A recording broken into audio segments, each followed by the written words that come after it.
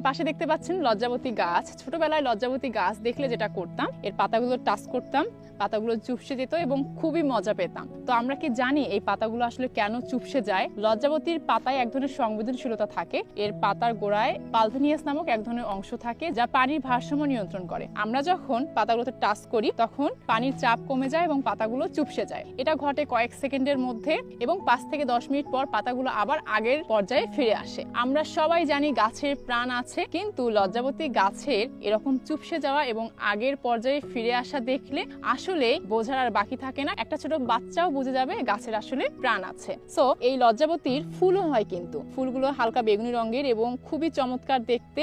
এর বীজ থেকেই আসলে বংশবিস্তার হয়, ছোট ছোট বীজ হয়। এই লজ্জাবতী গাছ কিন্তু এক ধরনের ঔষধি উদ্ভিদ। এর অনেকগুলো ঔষধি গুণাগুণ রয়েছে। তার মধ্যে একটা হচ্ছে আপনার গায়ে যদি কোনো ধরনের চর্মরোগ থাকে, ফুসকুড়ি, চুলকানি বা ঘা, এর পাতার রস লাগিয়ে দিলে আল্লাহর রহমতে ভালো হয়ে যায়। এবং এর তো অনেকগুলো ঔষধি গুণাগুণ রয়েছে। আপনারা কি কি গুণ জানেন জানাবেন।